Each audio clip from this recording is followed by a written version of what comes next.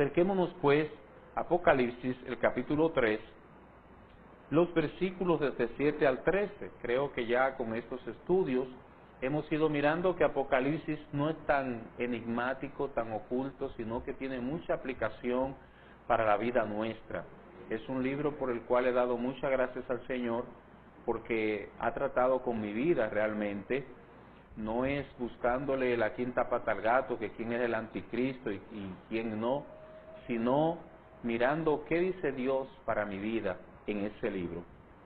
El mensaje a Filadelfia, Apocalipsis capítulo 3, versículos 7 hasta el 13, dice así: Escribe al ángel de la iglesia en Filadelfia, esto dice el santo, el verdadero, el que tiene la llave de David, el que abre y ninguno cierra, y cierra y ninguno abre. Yo conozco tus obras. He aquí he puesto delante de ti una puerta abierta, la cual nadie puede cerrar, porque aunque tienes poca fuerza, has guardado mi palabra, y no has negado mi nombre. He aquí yo entrego de la sinagoga de Satanás a los que se dicen ser judíos y no lo son, sino que mienten. He aquí yo haré que vengan y se postren a tus pies, y reconozcan que yo te he amado. Por cuanto has guardado la palabra de mi paciencia, yo también te guardaré de la hora de la prueba que ha de venir sobre el mundo entero, para probar a los que moran sobre la tierra. He aquí yo vengo pronto, retén lo que tienes, para que ninguno tome tu corona. Al que venciere, yo le haré columna en el templo de mi Dios, y nunca más saldrá de allí. Y escribiré sobre él el nombre de mi Dios, y el nombre de la ciudad de mi Dios, la nueva Jerusalén, la cual desciende del cielo de mi Dios, y mi nombre nuevo. El que tiene oído, oiga lo que el Espíritu dice a las iglesias. Amén. Eterno Señor y Padre, venimos delante de ti confiados no en nuestro intelecto ni habilidad, sino confiados en la obra que tú haces como maestro de las Escrituras, porque tú enseñas, tú aplicas, tú obras, tú haces maravilla con tu palabra, y nosotros nos acercamos en fe, creyendo que todo es posible para ti, que no importa cuán duro sea un corazón, tú puedes penetrar a él y transformarlo. En el nombre de Jesús. Amén. Como ya es una costumbre, siempre hacemos un recorrido por la ciudad, viendo que la ciudad o estas ciudades a las que se les escribe son ciudades reales, con problemas y dificultades como cualquiera. Y ahí se creó, ahí se formó una iglesia, y Juan tenía que ver con esas iglesias, y él les escribe. Estas no son todas las iglesias en Asia, sino que son 7 iglesias a las cuales el Señor quiso decirle un mensaje que también es pertinente para hoy. Hablando entonces de la ciudad de Filadelfia, tenemos que esta ciudad de Filadelfia actualmente todavía está vigente, responde al nombre de Alaseir. Eso está en Turquía. Todas estas iglesias ocupan el área de lo que hoy es Turquía actualmente. El rey Eumenes II fue el que le dio el nombre a la ciudad. Él escogió el nombre Filadelfia porque representa el amor filial y representaba para él el amor que él le tenía a su hermano Átalo II. Átalo II fue rey después de él. Filadelfia sufrió mucho. Filadelfia sufrió un terremoto que la devastó como ciudad, la dejó en ruinas, la dejó los escombros. Las personas después de ese terremoto, ustedes saben que después de un terremoto vienen las réplicas, que son pequeños movimientos, sacudiones. Entonces la gente tomó tanto temor que se fueron a vivir en los alrededores y dejaron el centro de la ciudad. Más tarde, o sea, después de este terremoto, en el año 17, fue reconstruida con ayuda del emperador que estaba en el momento, en vigencia. Entonces le cambiaron el nombre para esa ocasión en Neo Cesarea. Le pusieron como nombre Neo Cesarea. El emperador se llamaba Nerva, o sea, nueva ciudad de César, es más o menos lo que significaba, porque cuando él la reconstruyó. Después de la muerte de este emperador, repito, llamado Nerva, el siguiente rey fue Átalo IV, no Átalo II, sino el número 4, así se le ponían los nombres anteriormente, le volvió a dar el nombre de Filadelfia.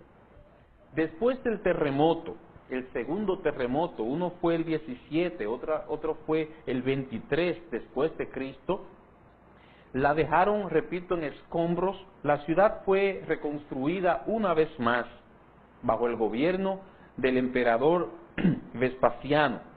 Este volvió una segunda vez a cambiarle el nombre por Flavia. O sea que la ciudad de Filadelfia experimentó 2 cambios de nombre en total. Le pusieron el nombre de Neo Cesarea y volvieron otra vez a Filadelfia, cambiaron el nombre a Flavia, o sea que tuvo un total, podemos decir, de 3 nombres diferentes. Veamos entonces la presentación que hace a Jesucristo a esa iglesia que está allí en Filadelfia.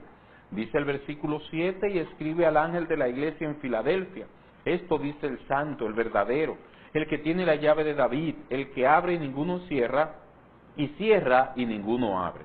Hermanos, sin lugar a dudas, aquí vemos la misma descripción de Dios en Jesucristo. El Señor Dios, nuestro Padre, es el santo. Él es el verdadero, y aquí vemos estos títulos, estos atributos aplicados al Señor Jesucristo. Ahora a Jesucristo se le dice que Él es el santo, y es real. En Él no se halló engaño, en su boca. Él mismo dijo también de sí que Él era la verdad. Apocalipsis dice el verdadero. Cristo dijo en Juan 14:6 que Él era la verdad, no solamente que era la vida, sino la verdad, o sea, el verdadero. Tú buscas la verdad, te interesa la verdad, Cristo es la verdad, es la verdad perfecta, Él es el verdadero. Él también es el que tiene la llave de David, dice, el que abre y ninguno cierra, y cierra y ninguno abre. La llave de David es una alusión a Isaías capítulo 22, una alusión del Antiguo Testamento. En Isaías capítulo 22, por ejemplo,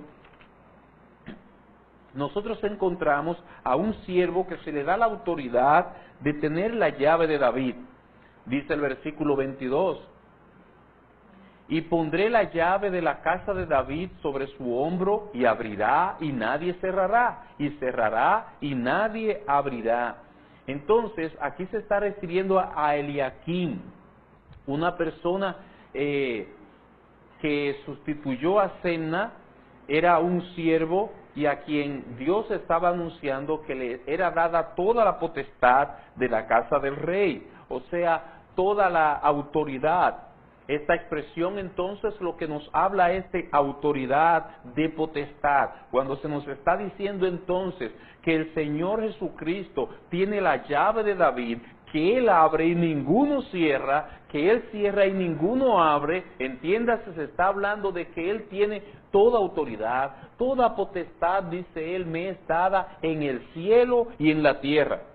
Repito, esa es una manera de decir que Cristo, y solamente Cristo es el que posee toda autoridad, toda potestad. Nadie más la tiene. En cielo y tierra Cristo gobierna. A Él le fue dada toda potestad después de la resurrección. Si la iglesia, hermanos, creyera esto, si la iglesia predicara a un Cristo que tiene toda potestad, los inconversos temieran. Y nosotros viviéramos en dependencia de Él. Esa es una realidad. Si nosotros comprendiéramos que ese Cristo que nos salvó, Él tiene toda potestad, cada vez que el inconverso escuchara esto, temblara. No es un Cristo que va rogando y suplicando. No es un Cristo que está esperando que el hombre haga para entonces Él reaccionar. No, es uno que tiene toda potestad. Dice Él que cuando Él abre, ninguno cierra. Cuando Él cierra, ninguno abre. Y yo quiero que nosotros veamos 4 significados, y quiero que le preste atención a esto, 4 significados de esta autoridad del Señor Jesucristo. Lo primero que vamos a ver con relación a esta expresión de que Él tiene la llave de David, que Él abre y ninguno cierra, que Él cierra y ninguno abre, lo primero que veremos de esta expresión es que Jesús dice que Él es la puerta. Él es la puerta que conduce al cielo. Él es la puerta, pero no una puerta. No es que tú puedes entrar por cualquier puerta y que Cristo es una más. Y como dice el viejo refrán, todos los caminos conducen a Roma. Pues yo tomo un camino, tú tomas otro, el que tú quieras, pero llegamos al mismo lugar. Como la gente suele decir, no, pero todos adoramos a un mismo Dios, no importa el camino que tú tomes, no importa la vida que tú lleves, no importa la manera, el tipo de cristianismo que tú lleves, no importa.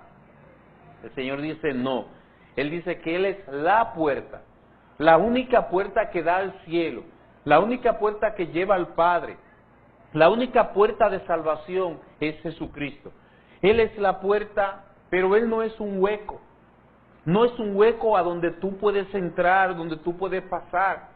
Él es la puerta y como nosotros sabemos, entendemos que lo que es una puerta, sabemos que una puerta se puede abrir, pero también se puede cerrar. Él es el que cierra, ninguno abre. Él es el que abre y ninguno cierra. Él es la puerta.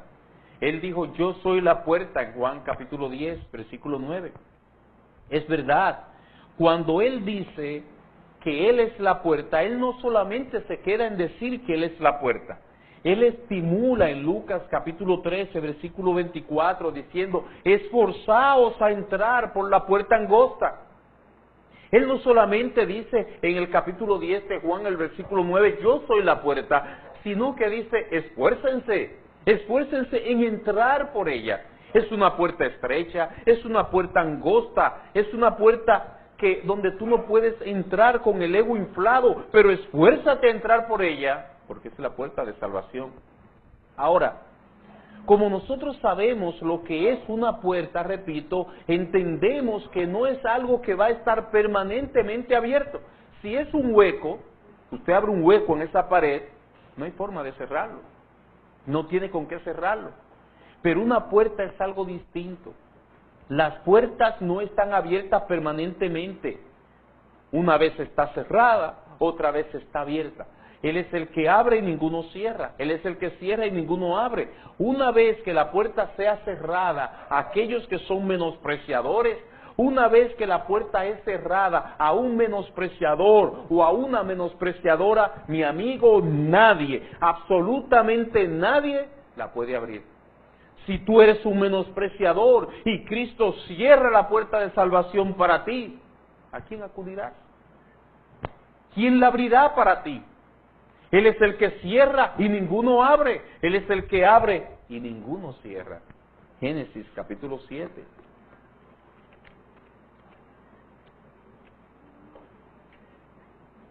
Dice Génesis en su capítulo 7, el versículo 16, para que tú veas, mi amigo, para que tú veas, mi hermano, quién es el Señor Jesucristo, cuál es su autoridad, cuál es su potestad, cuál es el Cristo que predicamos.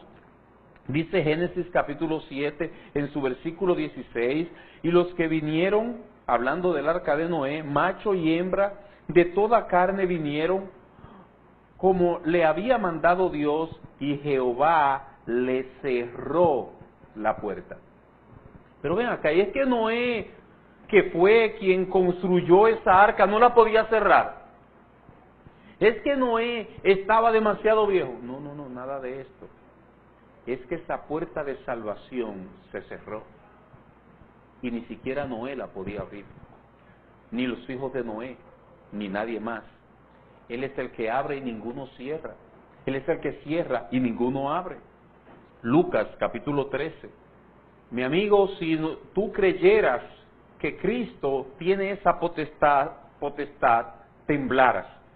Porque si Él es el que abre y ninguno cierra, tú corres el riesgo de perder la oportunidad de tu vida al menospreciar la oferta que Él te hace de entrar por la puerta estrecha. Tú debes entrar, tú debes acudir, tú debes aprovechar, tú no debes menospreciar la oportunidad que Él te da. Dice Lucas capítulo 13, en su versículo 25, después que el padre de familia se haya levantado y cerrado la puerta, y estando fuera empecéis a llamar a la puerta diciendo, Señor, Señor, ábrenos. Él respondiendo os dirá, no sé de dónde sois. Cuando la puerta se cierra, no hay más que la abra. Finalmente, Mateo capítulo 25, nosotros encontramos la historia de las vírgenes sabias y las vírgenes insensatas, cómo ellas debieron de haber sido cuidadosas, cómo debieron de tener cuidado. Dice Mateo capítulo 25, en su versículo 10, versículo 10 dice, pero mientras ellas iban a comprar, vino el esposo, y las que estaban preparadas entraron con él a las bodas, y se cerró la puerta. Después vinieron también las otras vírgenes diciendo, Señor, Señor, ábrenos. Mas él respondiendo dijo, de cierto os digo que no os conozco. Velad pues, porque no sabéis el día ni la hora en que el Hijo del Hombre ha de venir. El menospreciador y el descuidado, un día, escucha esto, mi amigo, un día verán con lágrimas que esa puerta que en un momento estuvo abierta, que tantas exhortaciones, tanto estímulo recibieron, tantas invitaciones a entrar por ella, un día la verán cerrarse. Un día ya no tendrán más oportunidad. La verán cerrarse para siempre. Ellos lamentarán, ellos suplicarán, ellos rogarán, ábrenos, pero ya será demasiado tarde. Sus conciencias se les recordarán que muchas veces se les rogó, entren por la puerta estrecha, entren ahora que la puerta está abierta, entren. Pero hicieron caso omiso, fueron descuidados, fueron como las vírgenes insensatas que no se prepararon, no se apercibieron a pesar de las advertencias. Pero ellos, a pesar de esas advertencias, a pesar de esos llamados, a pesar de esas insistencias, menospreciaban en sus corazones esa invitación. El inconverso menosprecia esa invitación. ¿Por qué? Porque entiende que no necesita acudir a esa puerta, entrar por esa puerta tan urgentemente. ¿Y por qué me insisten tanto? Pero yo estoy bien. Eso yo lo puedo hacer después. Yo sí tengo planes de convertirme, pero eso es en otro tiempo. Yo estoy muy joven, yo estoy disfrutando algunas cosas. Hay otras cosas importantes. Mi amigo, teme. Teme porque Jesús es la puerta y un día se cerrará. Él es el que cierra y ninguno abre. Tus amigotes, el mundo, la vanidad, aquello por lo cual tú has dejado de venir a Cristo, ninguna de esas cosas te podrá abrir la puerta. Tú te cansarás de rogar, pero cuando sea demasiado tarde, nadie más la podrá abrir. Ahora está abierta. Él es el que abre, ahora nadie la puede cerrar. Nadie te puede impedir venir a Cristo. Nadie te tomará de un brazo. Nadie te pondrá una pistola. Nadie te estorbará el camino. Ahora puedes entrar, porque Él ha abierto la puerta de salvación. Jesucristo tiene una puerta estrecha, pero abierta de par en par, y se te invita a entrar. Aprovecha la oportunidad. No seas un menospreciador, no seas un descuidado. Aprovecha la oportunidad. Volviendo a la expresión, y en segundo lugar, se nos dice que Él es el que abre y ninguno cierra. Recordemos que para que nosotros podamos confiar, recordemos para afianzar nuestra fe, recordemos para fortalecer nuestra fe en Cristo, que Él también es el único que abre el entendimiento. Dice Lucas capítulo 24, versículo 45, entonces les abrió el entendimiento para que comprendiesen las Escrituras. Hermanos, nadie puede penetrar al entendimiento de una persona, solo Cristo. Él a los discípulos que iban camino a Emaús, les abrió el entendimiento para que comprendiesen las Escrituras. Para comprender la Escritura no basta la inteligencia humana, no basta el tener una buena experiencia en la vida, sabérsela todas, No basta una buena reputación, no.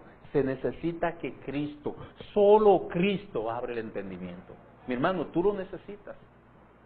Tú necesitas que Cristo abra tu entendimiento. ¿Le has pedido que Él abra tu entendimiento? ¿O acaso tú te acercas a las Escrituras confiando en tu propio intelecto? Ah, sí, yo entiendo todo. Eso es falso. Cristo es el que abre el entendimiento. Tú puedes leer las Escrituras y quedarte igualito, sin que experimentes que ella es la voz, ella es la palabra de Dios, sin que experimentes que ella tiene autoridad, sin que experimentes que ella debe ser obedecida, como leer un periódico, como leer un cuento. Eso puede pasar en tu vida, ¿sabe por qué? Porque Dios no ha abierto tu entendimiento. Si nosotros entendemos que Dios, que Cristo es el que abre y ninguno cierra, que Él es el que abre el entendimiento, dependeríamos de Él. Yo dije dos cosas. Dije que el inconverso iba a temer, pero el creyente iba a depender de Él. Cada vez que se acerca a las Escrituras, la primera oración que hace es: Señor, abre mi entendimiento. Yo no puedo entender estas palabras por mí mismo, por mi conocimiento, por mi intelecto, por mi inteligencia, por mi sabiduría humana. Tú eres el único que abres el entendimiento. Y yo necesito comprender. Yo no quiero pararme de esta silla sin entender las Escrituras. Yo no quiero pararme de este lugar habiendo recibido la predicación, como dijo el hermano esta mañana, y que mi mente quede en blanco. Como veremos más adelante, que yo lo olvide todo, porque no lo escuché con el entendimiento. Mi hermano, si nosotros entendiéramos que Cristo es el que tiene esta potestad, dependeríamos de Él. En tercer lugar, cuando nos dice que Él es el que abre y ninguno cierra, Él es el que cierra y ninguno abre, se nos está diciendo también que Él es el que abre los corazones.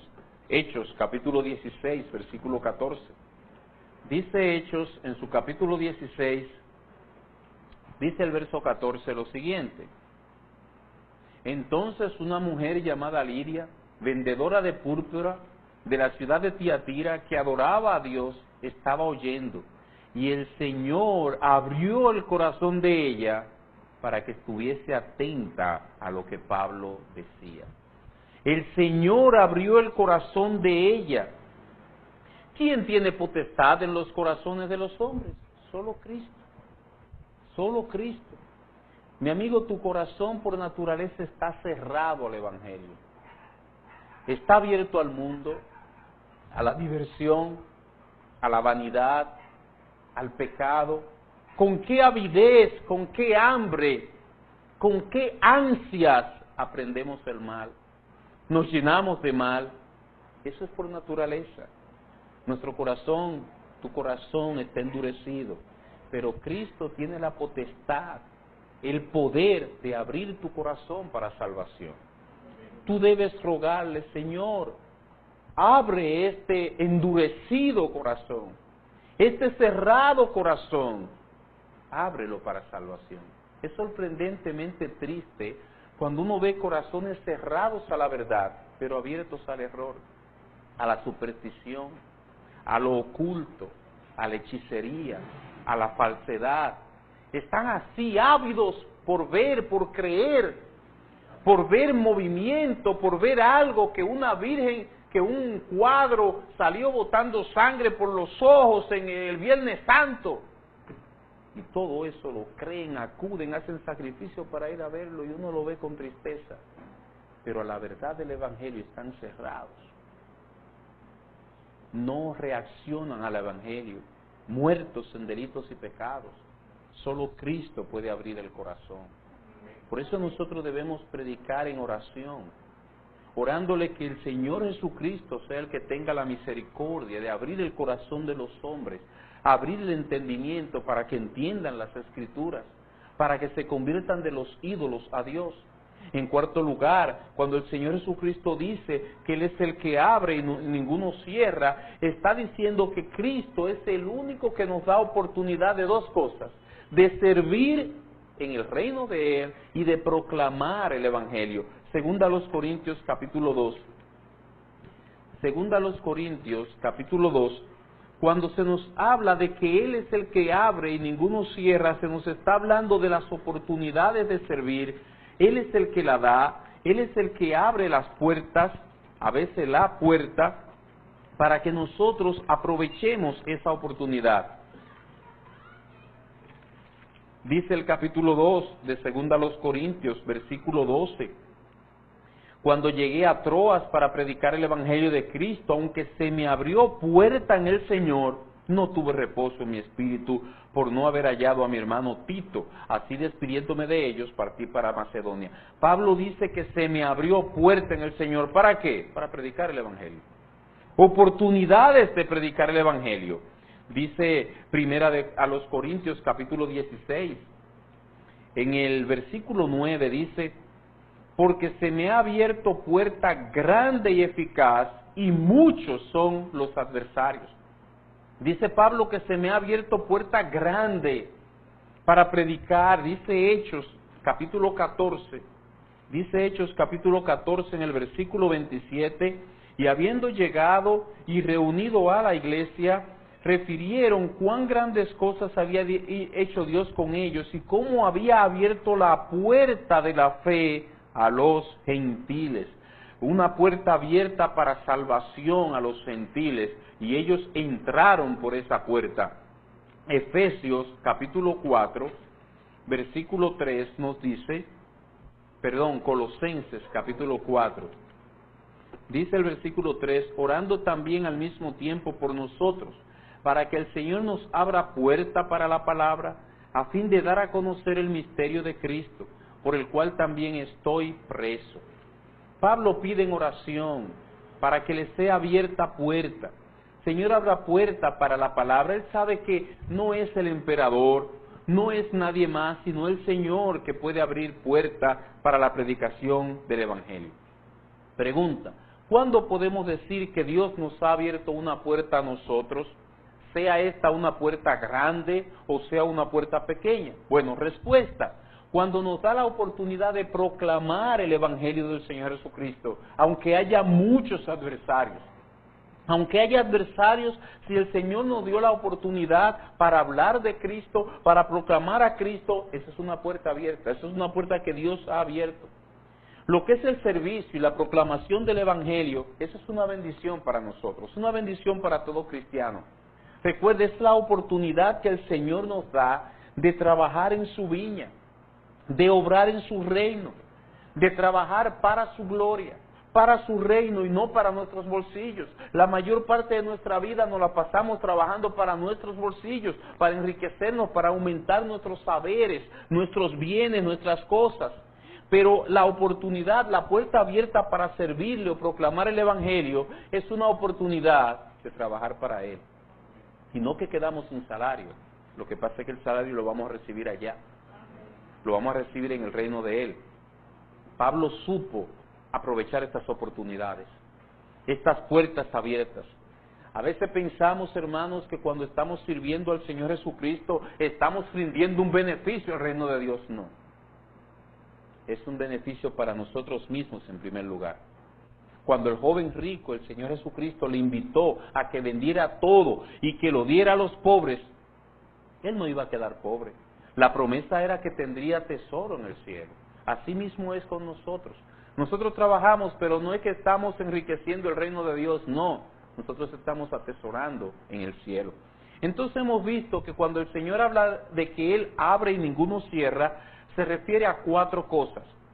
A la puerta de la salvación, a que Él abre el entendimiento, a que Él abre el corazón para salvación, a esa puerta que Él abre para que le sirvamos a Él, para que proclamemos el Evangelio. En fin, Él tiene toda potestad y Él habla de que esa puerta se abre para eso, para salvación, abre el entendimiento, abre corazones para salvación, abre puertas para el servicio y que proclamemos el Evangelio. ¿Qué puertas ha abierto Dios en tu vida? ¿La estás aprovechando? ¿Estás proclamando el Evangelio de Jesucristo cuando Él te da oportunidad de hacerlo? ¿O sencillamente lo estás dejando pasar y ocupándote de otras cosas? Hermanos, el apóstol Pablo supo aprovechar esas puertas que se le abrían y oraba que el Señor le abriera puertas. Debemos orar que el Señor nos abra puertas como individuos y como iglesia, que nosotros podamos cumplir la misión esencial de la iglesia. ¿Cuál es? La de predicar el Evangelio. Estamos aquí, hacemos obras de bien, podemos ayudar personas y eso es bueno, pero esencialmente es proclamar el Evangelio. Somos la única entidad que proclama el Evangelio para salvación de las almas.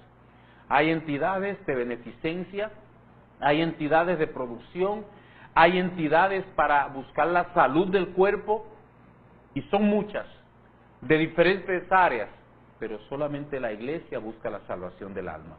Solamente la iglesia proclama el Evangelio. Por tanto, la iglesia debe pedir: Señor, ábrenos puerta para la proclamación del Evangelio. Señor, dame oportunidad de yo hablar de ti para salvación. Porque si nosotros no cumplimos esa misión, no tenemos razón de existir. Habrá grupos mejores que nosotros para hacer el bien. Hay grupos que sanan mejor que nosotros el cuerpo, son médicos. Hay grupos que hacen más obras de bien que nosotros. Pero lo que debe marcar la diferencia es que nosotros predicamos el Evangelio de salvación y nadie más lo hace.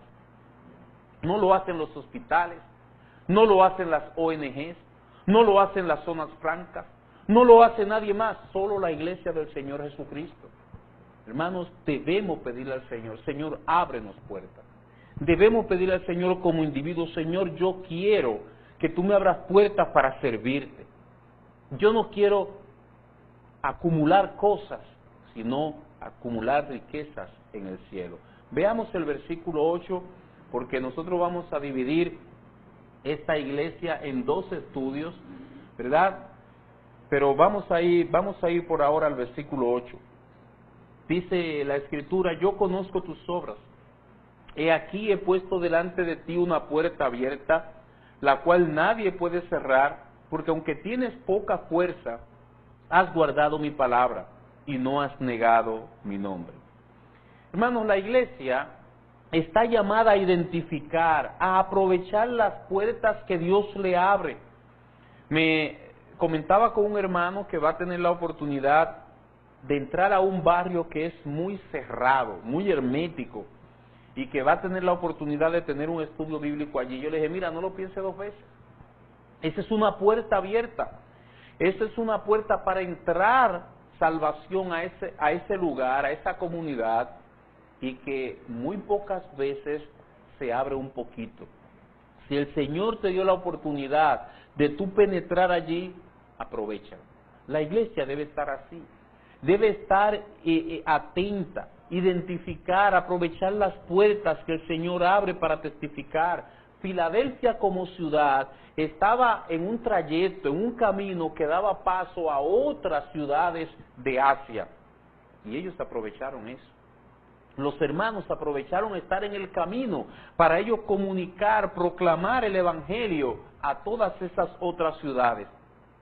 A la iglesia en Filadelfia no le importó que ellos tenían poca fuerza. A ellos no le importó eso. Tenía poca fuerza, pero ellos se concentraron en hacer lo que debían hacer.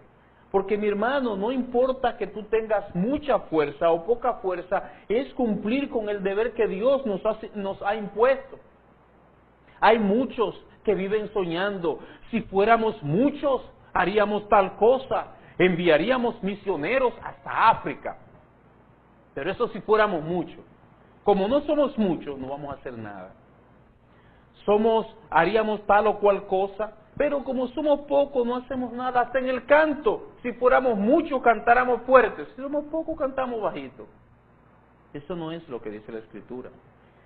En realidad, lo que el Señor premia es nuestro esfuerzo y nuestra fidelidad, sin importar más nada. No importa que tanta fuerza tengamos, no importa que seamos de una clase de élite, o que seamos de la muy baja clase social, no importa que seamos muy pobres, no importa que seamos muy poquitos. Todo esto puede significar el tener poca fuerza, pero hermanos, eso no importa. Para Dios lo que importa es la fidelidad a Él y el esfuerzo en proclamar el Evangelio. Eso es lo que Él les está reconociendo a los hermanos en Filadelfia. Dice el primer libro de Samuel, capítulo 14, versículo 6. Dijo pues Jonatán a su paje de armas: ven, pasemos a la guarnición de estos incircuncisos, refiriéndose a los filisteos. Quizá haga algo Jehová por nosotros, pues no es difícil para Jehová salvar con muchos o con pocos. Dios puede hacer la obra con muchos o con pocos. Para Él no es difícil ninguna de las dos. Él no espera que sea un grupo grande para poder hacer las cosas. Él no espera que sea una clase social poderosa, que tenga mucho dinero para poder hacer las cosas. Para Él no es difícil salvar con muchos o con pocos, dijo Jonatán. Y con ese pensamiento, Jonatán atacó la guarnición de los filisteos. Y con ese pensamiento nosotros debemos de ir a proclamar el Evangelio. Debemos de ir a hacer la obra de Dios, diciendo que Dios la puede hacer con muchos o con pocos. Eso no es lo que importa. Pero algo más nos dice este texto. Él dice que Filadelfia ha guardado su palabra. Vuelvo y leo, estamos en el versículo 8 del capítulo 3 de Apocalipsis. Yo conozco tus obras, y aquí he puesto delante de ti una puerta abierta, la cual nadie puede cerrar, porque aunque tienes poca fuerza, has guardado mi palabra y no has negado mi nombre. Detengámonos aquí. Has guardado mi palabra. Detengámonos un momento. Aquí estuvo la clave del éxito de los hermanos de Filadelfia. Recuerde que a la iglesia de Filadelfia el Señor no le hace ningún reproche, no le dice nada de lo que está mal, sino que la elogia por su fidelidad, la elogia por haber guardado su palabra, por no haber negado su nombre. Filadelfia es una de las dos iglesias de las cuales no hay reproche. Entonces, aquí estuvo la clave. Ellos no se preocuparon, repito, por su poca fuerza, no se preocuparon porque eran pocos, no se preocuparon porque eran pobres tal vez, no se preocuparon porque ellos tenían pocas posibilidades en la sociedad, no se preocuparon porque eran un grupo no mayoritario, o sea, un grupo minoritario, eran un grupito insignificante. Ellos no se preocuparon por nada de eso. Ellos se concentraron en guardar la palabra de Dios y no negar su nombre. Ellos dijeron, aquí lo que importa es guardar la palabra de Dios. Ellos no se pusieron al último grito de la moda del mundo de aquel entonces. Hermanos, el mundo cambia continuamente. Y si usted quiere cogerle los pasos al mundo, hoy está en una cosa, mañana está en otra. Pero el creyente se mantendrá firme en ir obedeciendo la palabra del Señor en todo tiempo. Ellos van cambiando. Los pecados, por groseros que sean, van siendo aceptados en la sociedad. Ese es el mundo. Eso es lo que vemos en el mundo. Pero los hermanos de Filadelfia se ocuparon en guardar la palabra de Dios. A los hermanos de Sardis, usted recuerda que fue el último que vimos, y en el próximo estudio que tengamos, vamos a repasar un poquito a Sardis y a relacionar un poco con Filadelfia, porque aquí ellos guardan una relación el uno con el otro. Ambas cosas van relacionadas. Los hermanos de Filadelfia, entonces dijimos, se ocuparon en guardar la palabra. Los hermanos en Sardis, el Señor les dice, acuérdate de lo que has recibido, capítulo 3, versículo 3. Se habían olvidado de las enseñanzas del Señor, de la palabra de Dios. Ellos tal vez habían comenzado muy bien, habían comenzado tomando en cuenta la palabra de Dios, oyendo la palabra de Dios, pero como que al tiempo se habían olvidado de eso. Había principios bíblicos que ya no lo estaban tomando en cuenta, ya no estaban siendo tomados en cuenta, estaban descuidados, ya no estaban vigilantes, ya no estaban atentos a lo que debían atender. Pero los hermanos en Filadelfia, a pesar de su poca fuerza, guardaron la palabra que ellos recibieron, la palabra de Dios, no la olvidaron. Recuerde, para guardar la palabra de Dios hay necesariamente que ser vigilantes. estar atentos, recordar lo que se nos ha enseñado, recordar lo que se nos ha encomendado de parte del Señor. Porque a causa de nuestro descuido, se nos enseña algo hoy, se nos dice algo hoy, se nos corrige algo hoy, y a los pocos días, de nuevo estamos en lo mismo. Sí, ¿usted sabe por qué? Porque no estamos alertas, no estamos vigilantes de nuestro propio corazón, no estamos vigilantes de qué es lo que estamos haciendo con lo que hemos recibido, qué es lo que estamos haciendo con la palabra de Dios, cómo está mi corazón, cuál es mi condición, en qué estoy cayendo, qué me ha corregido hoy el Señor. No estamos vigilantes de eso.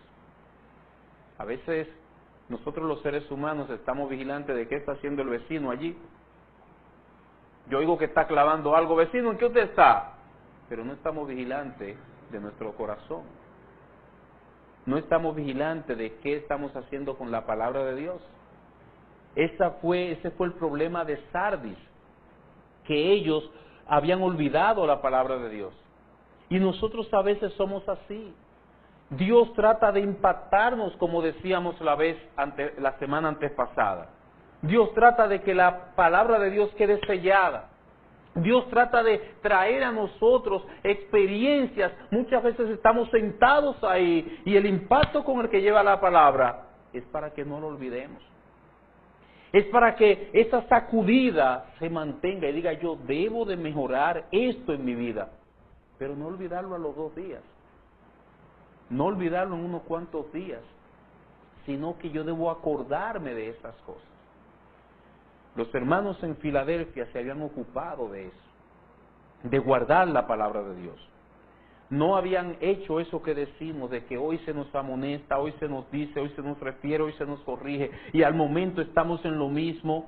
Parece que no estamos haciendo lo que hacía María, la madre de Jesús, que guardaba todas las cosas que iban aconteciendo con respecto al hijo de ella, a Jesús, su testimonio, sus reacciones, lo que él hacía, ella lo guardaba en su corazón.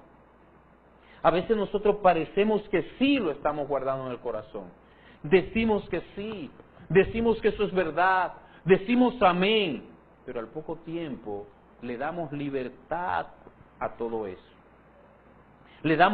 Nos damos la libertad, podríamos decir, de volver al mismo estilo de vida de antes. Volvemos a lo que hacíamos antes, porque eso es lo que más se acomoda a mí. Hermanos, ¿tú sabes lo que entre el pecado y la santidad, qué es lo que más cómodo queda para nosotros los pecadores? El pecado. Si nosotros no somos vigilantes de qué hemos recibido del Señor, volvemos a hacer lo mismo, porque eso es lo que más cómodo nos queda. Sin ánimo de ofender a nadie aquí, gracias al Señor que yo sepa, nadie en su pasada vida era un ladrón. Voy a usar el ejemplo de un ladrón. Y si lo fuera, si en nuestra pasada vida fuéramos ladrones, eso no es algo extraordinario, porque es un pecado igual que otro. Entre robar y mentir, no piense que se va a salvar el mentiroso y el ladrón se va a ir al infierno. No, son pecados los dos. Entonces, voy a usar el pecado de robar para ilustrar esto. Imagínese usted que un ladrón va a una asociación de estas y recibe terapia. Un psicólogo habla con él y aparentemente el hombre decide cambiar de vida. Ya no va a robar, empieza a trabajar. Resulta que el trabajo es duro.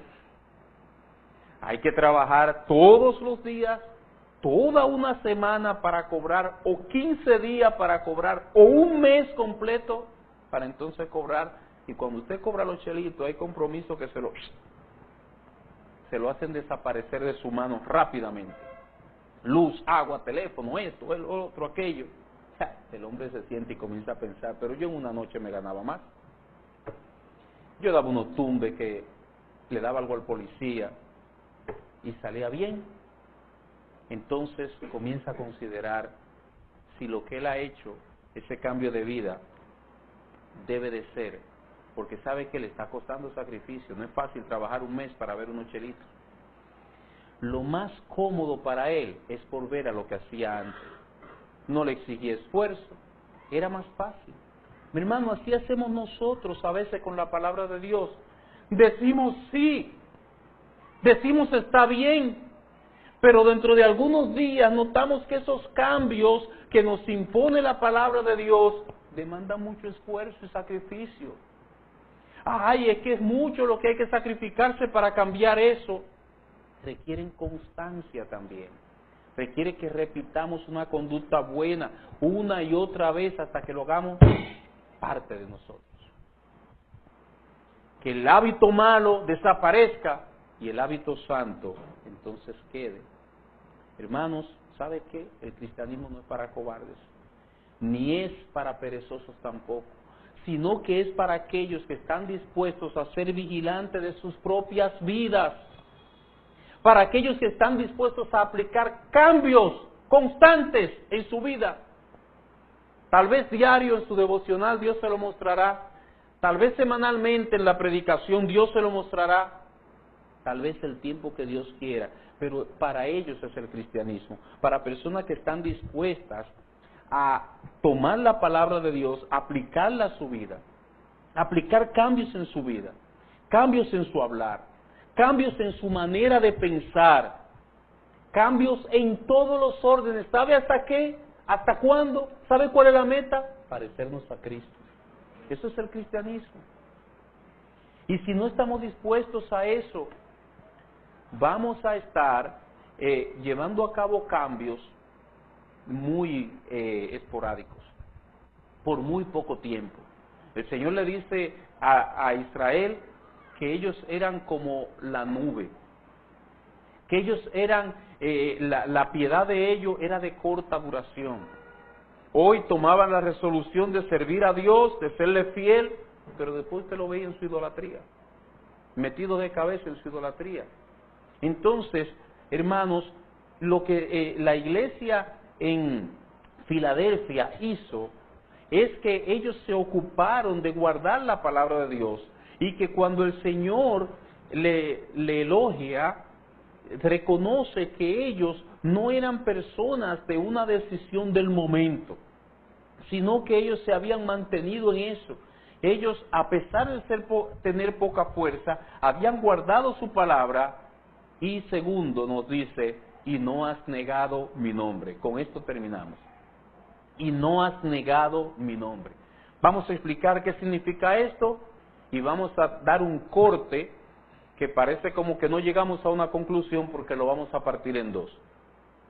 Los hermanos en Filadelfia, una iglesia de la cual el Señor no tiene reproche, vivían en el mundo de aquel entonces, y eran espectadores, vieron el mundo cambiar forma, cambiar moda, cambiar cosas, pero ellos continuaron su curso normal. Ellos no se unieron al mundo en los cambios. Hay iglesias que usted va hoy, pero si usted va dentro de 5 años, 10 años, lo que ve allí es una iglesia totalmente diferente. ¿Por qué? Porque no han guardado la palabra de Dios. No han negado el nombre del Señor, se han sometido a los cambios rutinarios del mundo. Entonces, eso no fue lo que pasó con Filadelfia. Hay un cristianismo que le llaman cristianismo moderno, y tú no distingues en ellos, o sea, tú no haces una distinción entre ellos y un mundano, porque ellos en su apariencia parecen mundanos. Ellos tienen que dar explicaciones de que yo soy cristiano. Tienen que dar explicaciones porque en realidad el estilo de vida que viven no es el estilo de vida de un cristiano. Esa es la razón. Se parecen a los mundanos, viven como los mundanos, son muy empáticos con los mundanos porque son como mundanos. Eso es lo que son. La iglesia en Filadelfia es elogiada porque teniendo poca fuerza, tal vez eran poquitos en número, tal vez eran pobres, tal vez era un grupo minoritario, sin embargo, se mantuvo apegada a los principios de la palabra de Dios. Mi hermano, ¿cómo está tu vida? ¿Cómo está tu vida? Si vamos a tu casa, a tu matrimonio, a tu trabajo, encontraremos que estás guardando los principios de la palabra de Dios. Los principios de la palabra que Cristo te ha estado enseñando. O si vamos a esos lugares, nosotros lo que encontramos en tu vida, aquí no, pero en tu vida lo que encontramos son principios mundanos y pecaminosos que tú has estado aplicando a tu vida. Encontramos que has vuelto tal vez a los principios que te enseñaron tus padres no cristianos. Sí, tal vez ellos eran buenas personas. Nosotros no tenemos malos recuerdos de nuestros padres. Tus padres eran buenas personas, pero por no ser cristianos, como no eran cristianos, los principios que te enseñaron no eran destinados a agradar a Dios.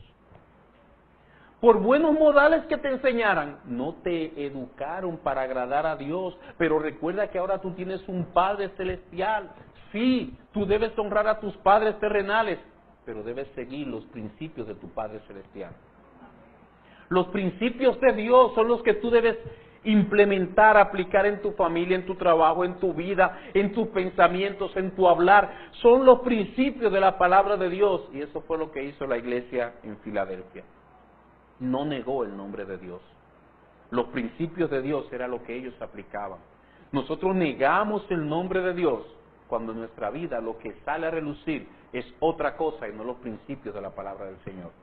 Es otra formación, son otras ideas, es un cristianismo moderno, es una chabacanería, es una mundanalidad, pero cero Cristo. ¿Elogiará a Cristo tu vida cuando Él examine tu vida? Mi amigo, ¿qué harás con esa puerta que te hablamos de que ha sido abierta? ¿Vendrás a ella, entrarás por ella o serás uno de los menospreciadores? Se cuenta de Saúl que después de menospreciar lo que Dios había destinado para él, después de hacerlo, procuró con lágrimas que le fuera dada una bendición y no se pudo. No había más bendición, no había otra oportunidad. Mi amigo, hoy tú tienes la oportunidad de salvar tu alma para siempre. Hoy tú tienes la oportunidad de asegurar, de tener salvación eterna, no porque lo diga un hombre, sino porque lo garantiza Jesucristo. Él es la puerta, dice Él. El que por mí entrare será salvo. ¿Quieres ser salvo? Entra por la puerta que es Jesucristo. No la rechaces, no la menosprecies, no desperdicies la oportunidad. Él te da salvación hoy. Vamos a orar. Padre, gracias te damos, Señor, porque al hablar tu palabra no confiamos en nosotros mismos, no confiamos en nuestra voz, no confiamos en la forma de decir las cosas, confiamos en que tú puedes abrir el corazón de cada uno. Señor, convierte esta iglesia en una iglesia fiel a ti, una iglesia que guarde tu palabra, una iglesia que no niegue tu nombre, una iglesia, oh Señor, cual la de Filadelfia, que sabe aprovechar una puerta abierta para proclamar tu evangelio. Obra, Señor, haz tu maravillosa obra. Solo tú puedes abrir y ninguno cierra. Solo tú puedes cerrar y ninguno abre. Que la gloria sea para ti. En Cristo Jesús. Amén.